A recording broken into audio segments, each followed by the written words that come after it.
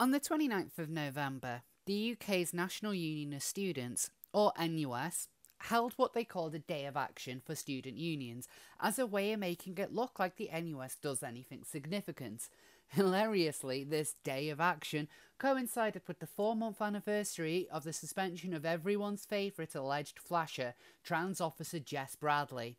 We still don't know what the NUS's findings are, or when we might even get so much as an update, as the NUS has stayed silent on every question I've put forward to them about it. But the NUS and silence go together constantly, whether it's silencing any opinions they dislike or keeping quiet about major issues affecting the organisation, such as a high-profile suspension on potential criminal sexual misconduct, to the financial implosion of the NUS itself. You heard that right, the NUS is apparently facing bankruptcy. According to Guido Fawkes, the NUS held crisis talks the day before their Student Union Day for Action, as they are set to go bankrupt within 5 months, as they have an overall deficit of £5 million. NUS staff held a strategic conference where suggestions raised included making up to a third of staff redundant, putting restrictions on travel and subsistence, and doing away with full-time student officers. The NUS is an organisation ridden with communists and socialists who put the message that austerity is a choice. The NUS, however, in their leaked report, is now looking at pushing their own austerity on staff and services. Predictably, their own unions are rejecting this and continuing to say they won't accept austerity from the NUS itself, like the Defend NUS Liberation Campaign Twitter account, which said the liberation campaigns, which are potentially on the chopping block, are essential to stop the rise of fascism, holding up examples like Steve Bannon doing a talk at Oxford.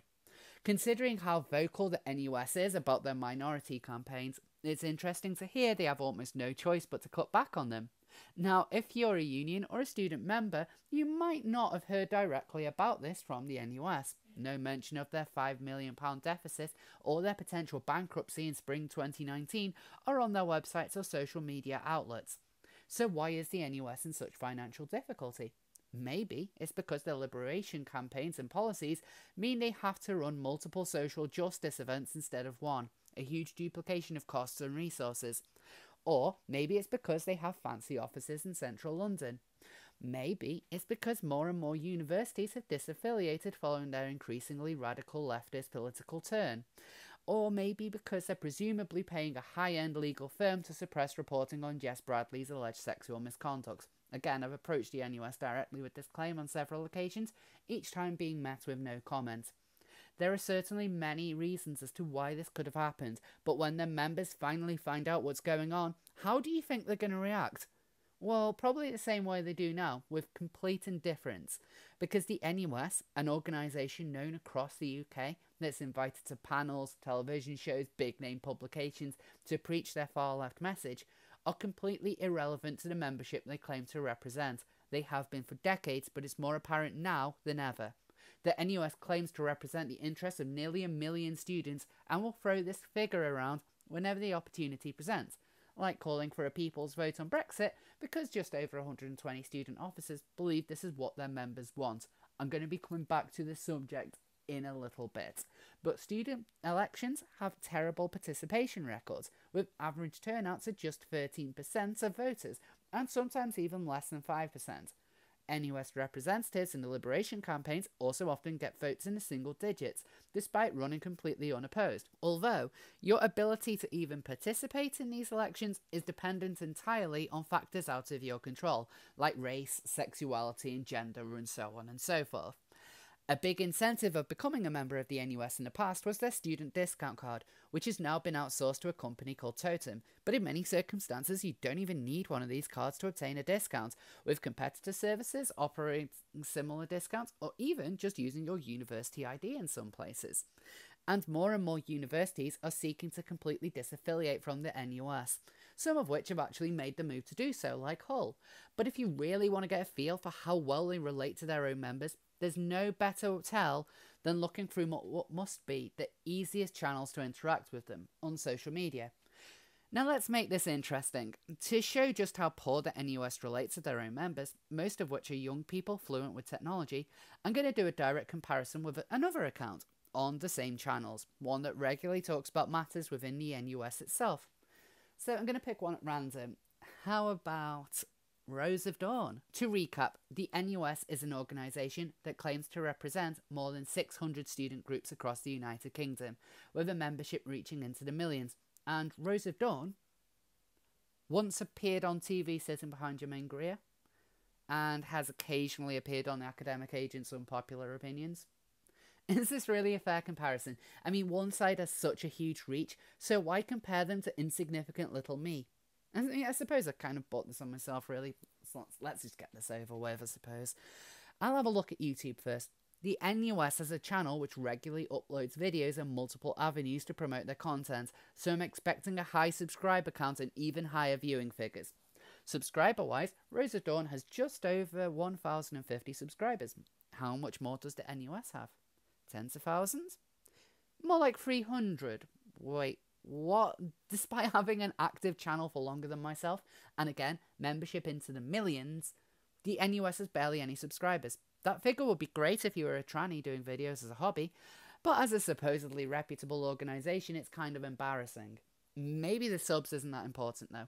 Quality content is what really matters, and the easiest way to check this out is by looking at the viewing figures they get.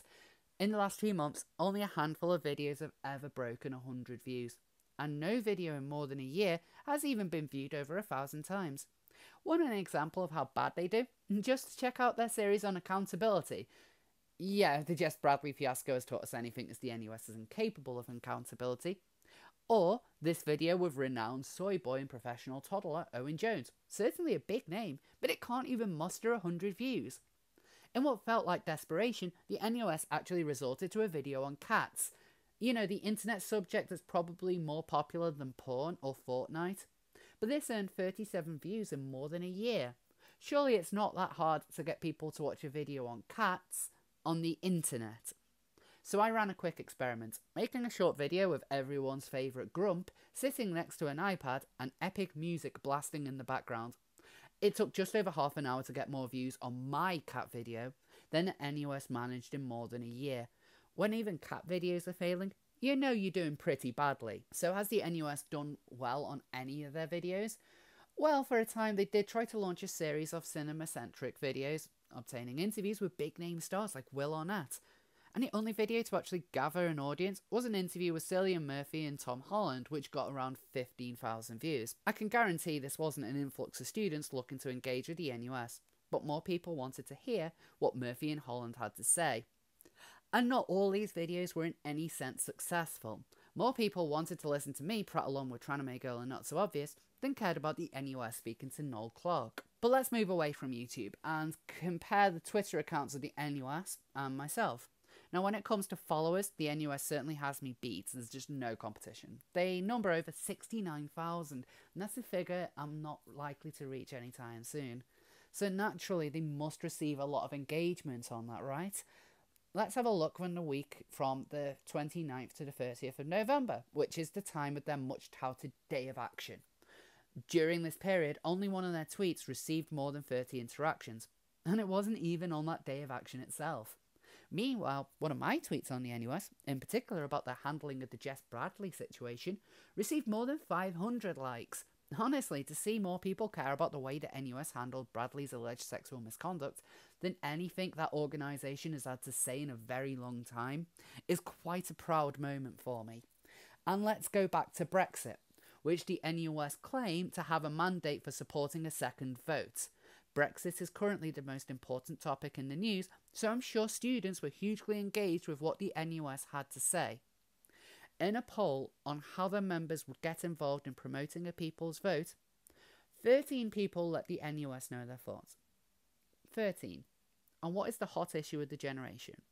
With a reach of more than 69,000 people, despite claiming to represent more than 1 million students in pushing for a second referendum. Only 13 people interacted with them. 13. Could I do any better though? When I tried another experiment, in a quick poll I asked my followers whether the NUS would go bankrupt before they announced Jess Bradley's fate. It took just over 7 minutes to get more votes than the NUS managed in a day. And this figure would only get larger as the day went on. What's even more embarrassing is that I had more people interact with a completely random poll I made about a rhino and a hippo, which came from an in-joke with some friends, than the NUS managed with their Brexit poll. Again, representing more than 1 million people in pushing for a second referendum, only 13 bothered to interact. They have an undeniably large reach, and despite this, there is almost zero interaction. For all intents and purposes, the NUS's social media pages are nothing but comatose giants. Look, bragging about followers and interaction is certainly not my point here, as much as I love my supporters. But I'm just pointing out that a supposedly major organisation of more than 1 million students is in reality just speaking to itself on issues it has no power to affect. If the NUS goes under, nothing of value is lost. Remember, the NUS has constantly fought for free tuition, but they couldn't stop tuition fees from coming in. They couldn't stop them rising to £3,000. They couldn't stop them rising again to £9,000, and they will not stop them from rising at any point in the future. Well, hey, at least you don't have to hear blurred lines in your local student union, right? The NUS has no purpose for existing. It's unable to influence anything despite its large reach, and its members just don't care. Bankruptcy is the best thing that could happen to it, and to student politics in general. But what are your thoughts? Please let me know in the comments. Thank you all for watching, and I will see you all next time.